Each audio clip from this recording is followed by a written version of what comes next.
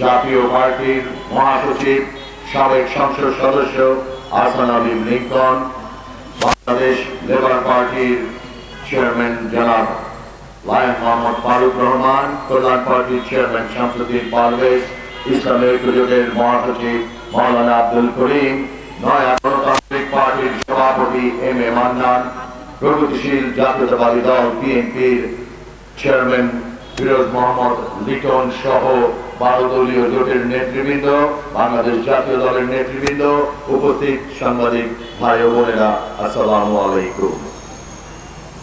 5 August অধিকার আদায়ের একটি কাঙ্ক্ষিত বিজয় অর্জিত হয়েছে ছাত্র জনতার গণ অভ্যুত্থান মাধ্যমে।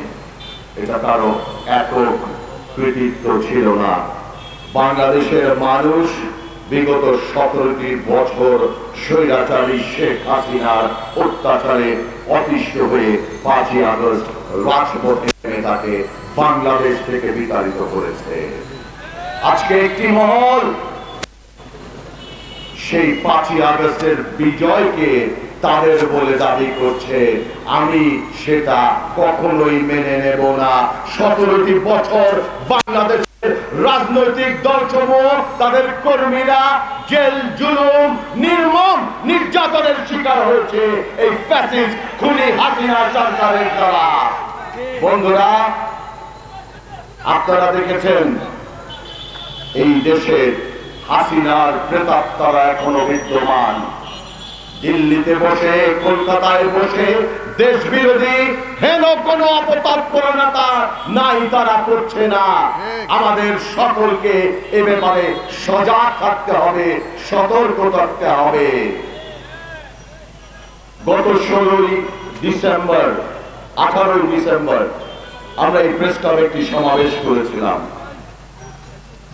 কষ্ট হয় যখন দেখি মিলনায়তনে সেই বিজয়ের দাবিদাররা বড় বড় কথা বলেন।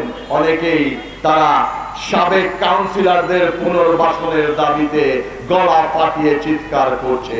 আমি ধিক্কার জানাই, তাদের এত বড় দৃষ্টতা কোথা থেকে হলো?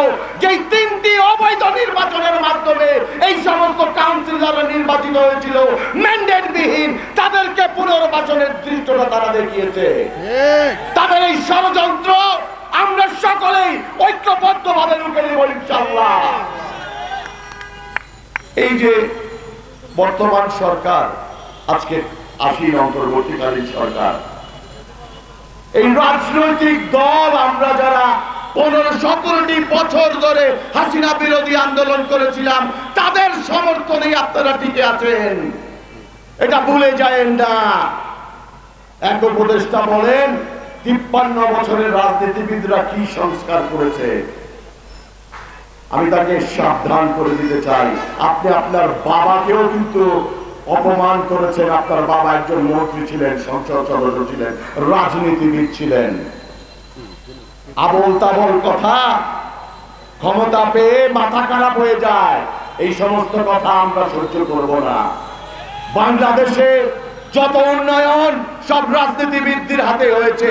শুধু স্বৈরাচার হাসিনা বিরোধী যারা ছিল তারা এই ঢালাও ভাবে রাজনীতিবিদদেরকে এভাবে আপনারা তকমা বা ট্যাগ দিয়েন না।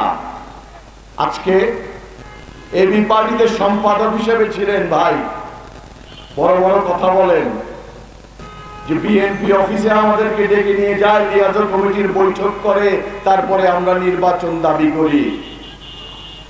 আর তুমি কি করো?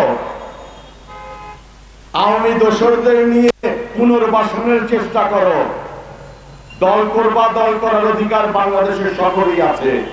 সরকারি পৃষ্ঠপোষকতায়, সরকারি প্রোটোকল নিয়ে যেই দল বাংলাদেশে আত্মপ্রকাশ করবে তাদের কোনো জনভিত্তি থাকবে না। গতকাল সচিবালয়ে আমি বিশ্বাস করি পরিকল্পিতভাবে আগুন লাগিয়েছে। আপনারা দেখেছেন 6 তলা একটি ভবনের একেবারে ডান পাশ এবং বাম পাশের 2টি জায়গায় আগুন লেগেছে। সাধারণত এক জায়গায় আগুন লাগলে আরেক জায়গায় ছড়িয়ে পড়ে। যারা লাগিয়েছে তারা খুব পরিকল্পিতভাবে লাগিয়েছে যেন যেই সমস্ত নথিগুলো তারা ধ্বংস করতে চেয়েছে সেইটা যেন ঠিক মতো হয়। পুরো আগুনটা ছড়িয়ে গেছে। এই ষড়যন্ত্র এর পেছনে কারা ছিল তাদেরকে চিহ্নিত করতে হবে, সুষ্ঠু একটি তদন্ত কমিটি করতে হবে, আই ওয়াশ করলে হবে না। আপনারা দেখেছেন গতকালের এই আরেকটা রিপোর্ট, এই খুনি Anisul Haq, Salman F Rahman, major general Ziaul হাসানকে অব্যাহতি দেওয়ার চেষ্টা করা হয়েছিল খুনের মামলা থেকে। কার নির্দেশে? ত্রিভুজ প্রেমের নায়িকা সানজিদা, ওই বারডেমে জামাই এবং প্রেমিকার মধ্যে মারামারি হয়েছিল, সে এখনো এডিসি হিসেবে বহাল আছে। তার নির্দেশে বরখাস্ত করা হয়েছে সেই তদন্ত কর্মকর্তাকে। সানজিদার তো আমি দেখলাম না বরখাস্ত করা হয়েছে, সাময়িক বরখাস্ত করা হয়েছে। আজকে প্রশাসনের রন্ধে রন্ধে ফ্যাসিস্টের দোসর DC, ADC, UNO, IG, OC যারা আছে তাদেরকে দিয়ে বাংলাদেশে আপনি কোনো সংস্কার করতে পারবেন না। কিছু রাজনীতিবিদ গ্রেফতার করেছেন, একজন ডিসি, ওসি বা ইউএনও কি গ্রেফতার হয়েছে? তারা এই সরকারের বিগত পতিত সরকারের দোসর হিসাবে তাদের সকল অপকর্ম করতে সহযোগিতা করেছে।